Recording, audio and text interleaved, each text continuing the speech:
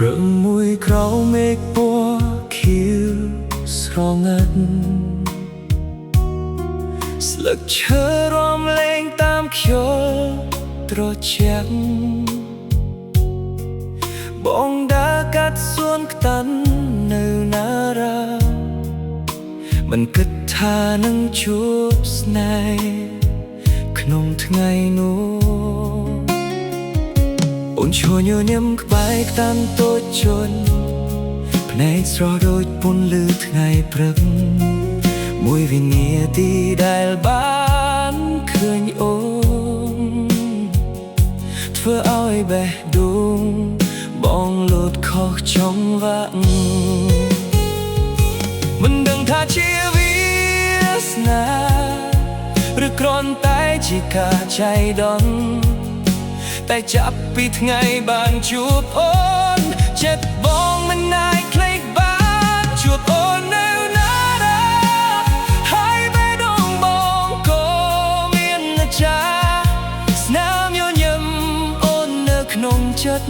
មិនដែលរសាត់ទៅណាឡើយជួបអូននៅណារាក្រោមមេឃស្រស់នៃទីក្រុងស្នេហាសេចក្ដី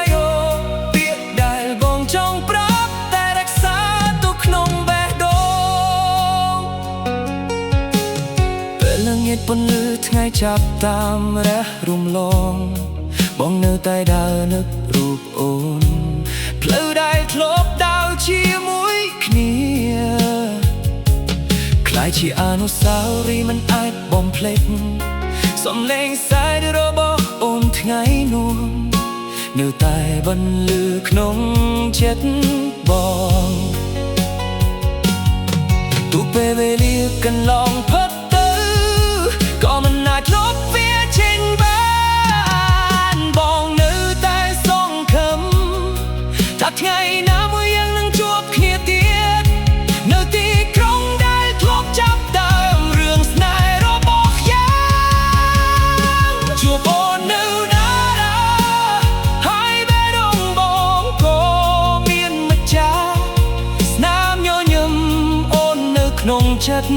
មិនដែលរសាត់ទៅណាជួបអូននៅណារាក្រោមមេឃស្រស់នៃទីក្រុង